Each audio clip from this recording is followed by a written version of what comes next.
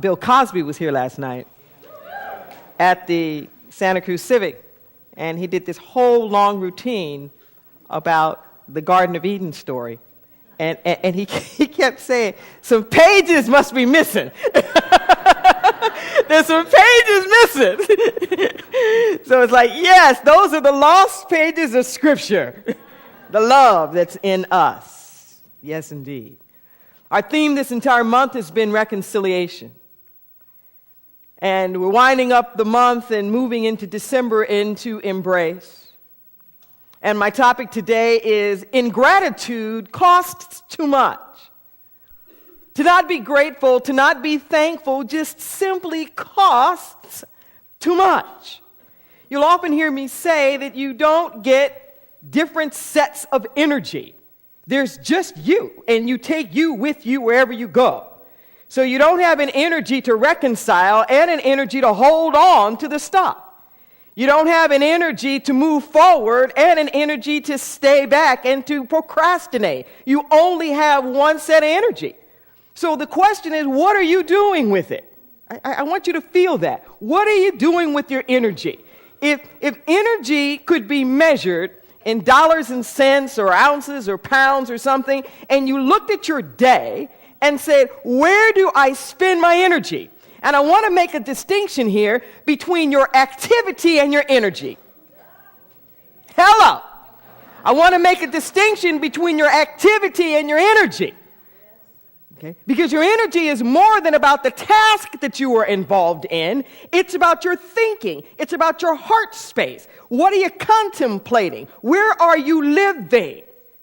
Where is your attention? Where is your intention? That's what takes up your energy.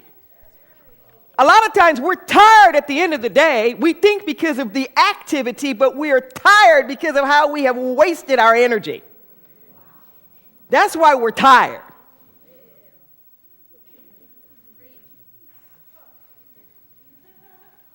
Ingratitude costs too much.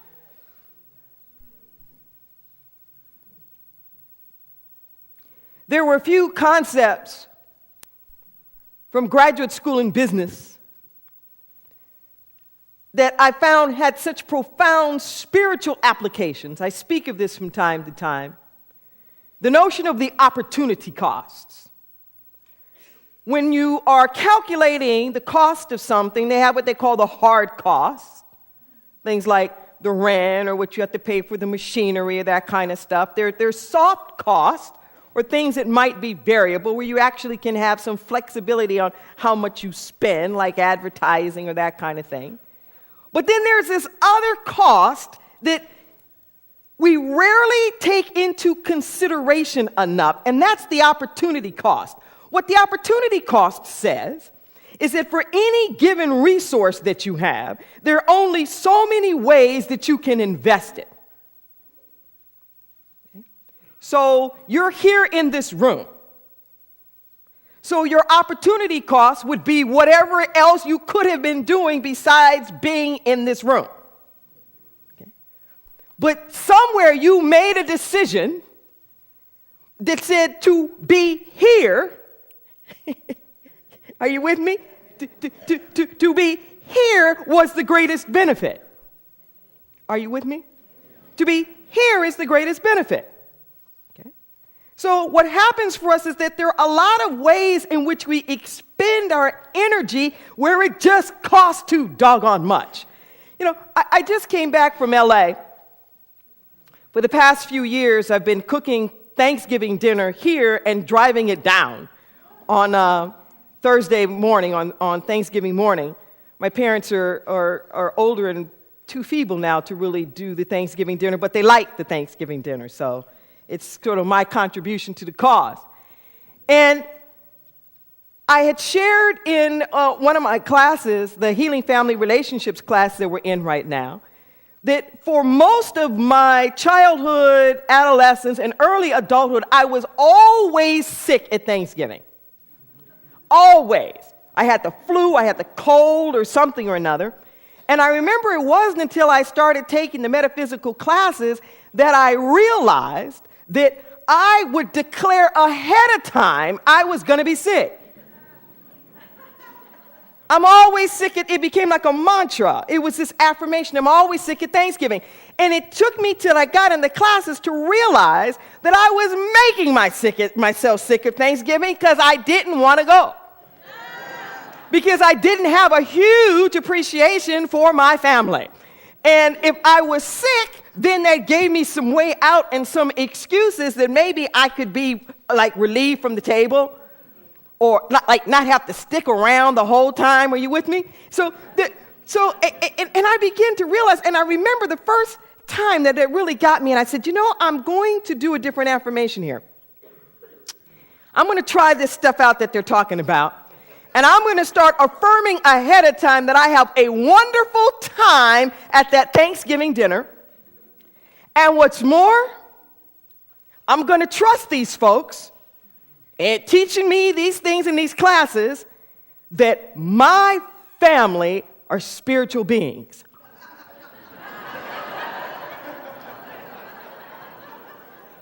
And it worked. Who knew my family were spiritual beings? Who knew that I could actually have a good time? I went with the intent to enjoy them. I went with the intent to enjoy them. And I did. I did. I had a good time. And what I realized was my lack, especially now that I'm older, my lack of intent to enjoy them, I missed a lot of people. A lot of people. I grew up with a very large family, extended family, where, I was like a teenager, so my great-grandmother was still living, and her siblings. And when I look back at it now, you don't have a real appreciation for it, when you're young. But when I look at it historically, that I was raised and around these people who grew up in Reconstruction. Siblings born in the Civil War. Just a whole nother universal thing that if I had just been willing to pay attention. Okay? My ingratitude cost me my history. My ingratitude cost me my legacy. It's like I know some of the stories, but I'd like to know more. Are you with me? So my great-grandmother, my grandmother, my father grew up next door to his grandmother. And she basically raised them. So I know that her mother was pure Cherokee. I know that her father was a free black man in Texas who would send his wife across the Rio Grande to have their babies to make sure they were born free. I knew that my grandmother, my great-grandmother, and all of them were literally born in Mexico just so that they would be free. But I wasn't present with them. Are you with me? It costs too much. What winds up happening is that when we get into our hearts, and this is a big problem for us with reconciliation, see, is that things happen and then we lack appreciation. Because something happened that we think we didn't want to have happen, then the whole thing's bad. The whole event's bad. The whole relationship is bad. The whole endeavor is bad. We throw the baby out with the bathwater. Because it didn't turn out exactly the way that I want it to turn out. I stop having any gratitude for what happened at all. Instead of seeing a gift in it, all I can see is the problem. All I can see is the thing that I didn't like. And you know what? Then I don't get the gift. Then I don't get the gift. And when I'm stuck in all of the judgment, it costs me reconciliation. My lack of gratitude costs me reconciliation. What happens for so many of us when Lynette was being honored for our expressions of gratitude today, one of the things that wasn't mentioned that was really weighing with me is she has been one of the bulwarks, just the steadfast coordinator of our prison outreach ministry for like 10 years solid. It's a lot of work. And we go deep into the prisons. And what I know is that we have this tendency to label people because of their actions. We have this tendency that if you hurt me or you've done something to me or whatnot, you stop even being a real human being in my mind. All I can see is what you've done. We do that pretty generically anyway. If I go to the grocery store and you're the cashier, people don't always see a whole person. They see a cashier. Where we pigeonhole people according to their functions, their jobs, like what they're doing, and they're not whole, real people to us anymore. And then we don't appreciate them.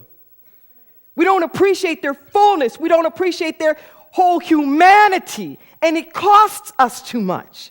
It costs us the connection.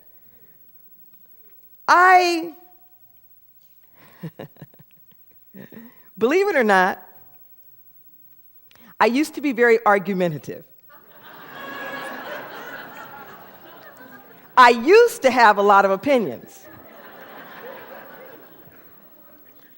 And I was a debater. And I could slice and dice. And the thing about being a debater is that, for any of you who aren't familiar with how debates go, you never know what side you're going to argue. You have to come prepared to argue either side. It actually helps for reconciliation. Because so many of us get dismissive of the other person's opinion. We don't even take the time to want to learn it. But if you're really about reconciliation, if you're really about, you're going to take the time to actually know what the other people are thinking. You're going to take the time to know what's going on with them. You're going to do that. But what I have learned through the years is that the amount of anger and rage and self-righteousness I used to have costs too much.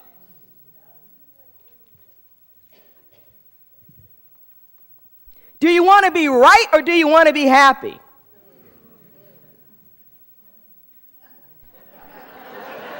Do you want to be right or do you want to be happy? Because I've been right sometimes. All by myself.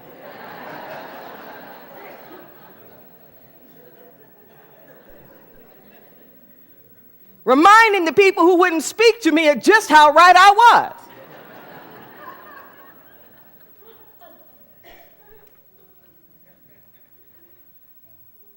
Ingratitude costs too much. Many of you know that Valerie Joy and I spent 30 days in Ghana this past summer. And the first couple of weeks, we were in a very intensive program with he and some of his mystics. I mean, hardcore stuff. And one of the exercises, I believe it's in the way forward. I was getting all the programs mixed up because we were doing several programs simultaneously. Was you were to take 50 pains in your life. I mean, really tough situations. Like throughout your life, you had to do so many different age brackets and find out the good things in them. 50 of your hardest pains and go in there and find out what good came out of those pains. And it was an extraordinary experience, and I do highly recommend it. You might get overwhelmed at 50, but just start with the top 10.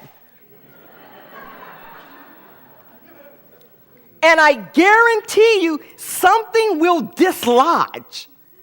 Some place where you have been stuck energetically will dislodge. When I look at the places where I have experienced the most hurt and the most pain, and if you think about your own life right now, think about those times where you just knew you were going to die. You just knew that it was awful. You just knew that it was wrong. You'd been hurt, whatever, yada, yada, yada. Just think about it. And were those not the turning points in your life?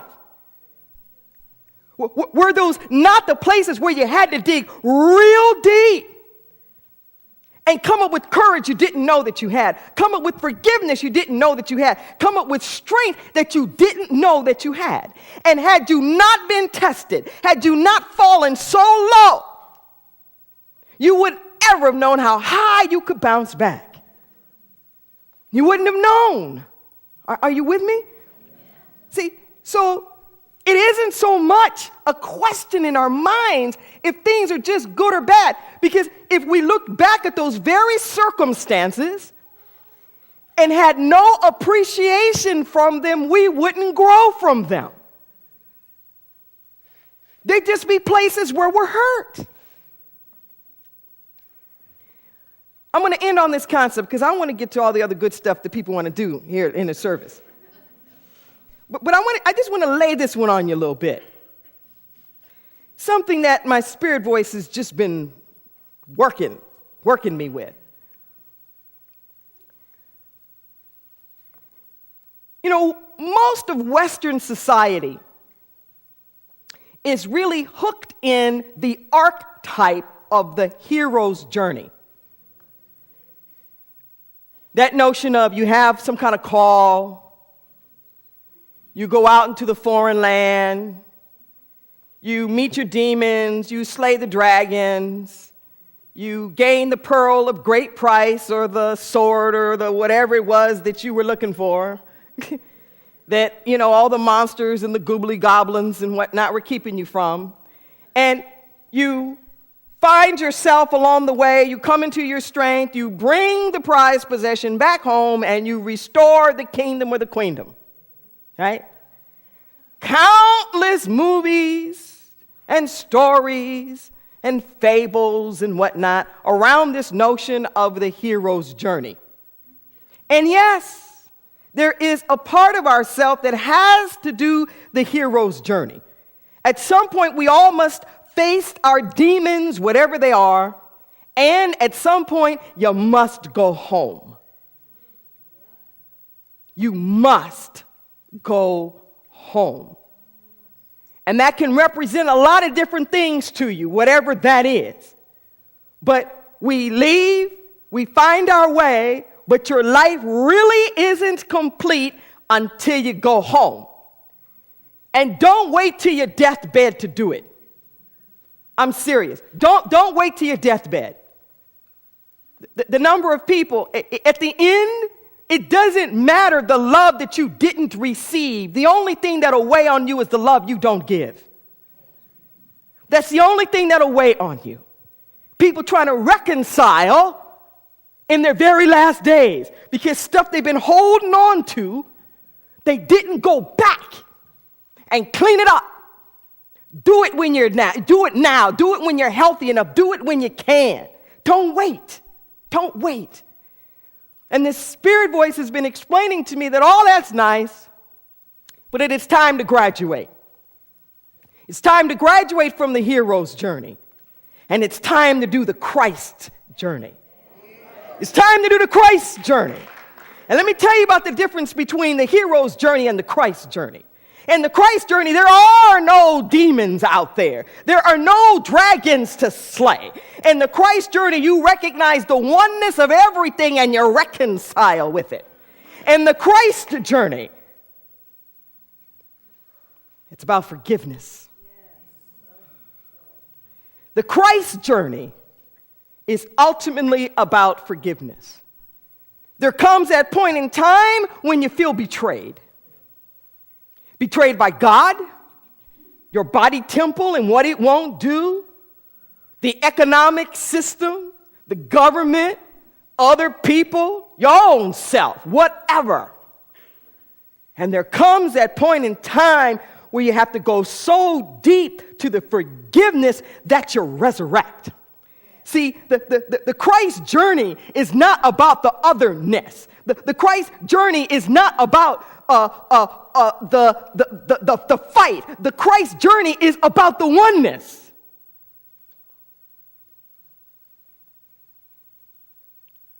And yes, I'm going to say this.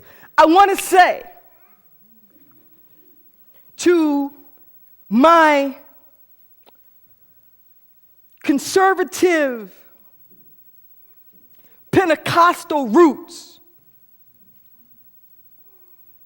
do the Christ journey. Jesus didn't have Christian soldiers out trying to fight and to slay people in the name of God. Jesus had disciples who taught oneness, who taught love. Oneness and love and forgiveness. Jesus did not teach retaliation. Jesus did not teach shock and awe and weapons buildup. Jesus taught something else about forgiveness. He taught something else about oneness. He taught something else. And I believe that this path of oneness, and you can call it something else. You don't have to call it the Christ journey, but I hope you hear what I'm saying.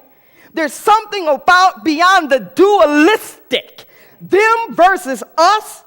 In order for me to get to where I gotta go, I gotta kill somebody or something. The only demons that you will ever know are the demons in your own mind, where you're stuck in a sense of separation and not knowing that you are one with everybody and everything.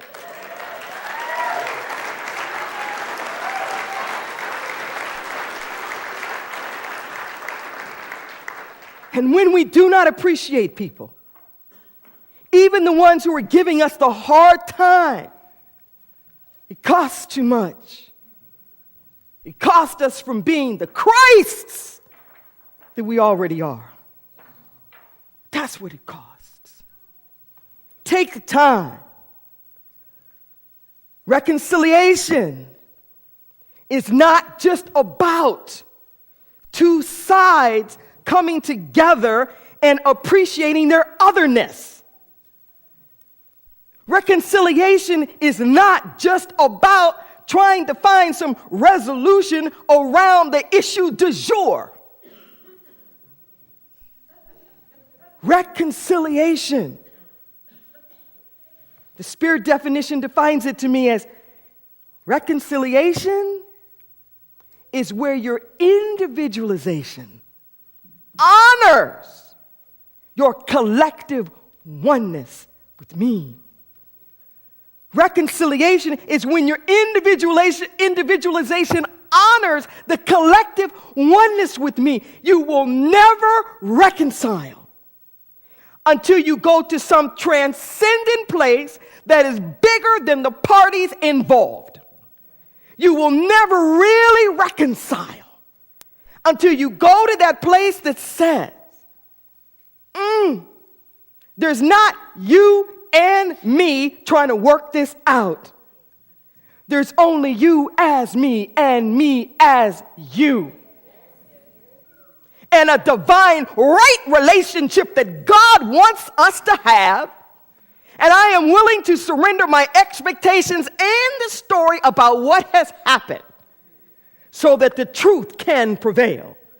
There are at least two sides to every story, and then there's the truth. Let us pray.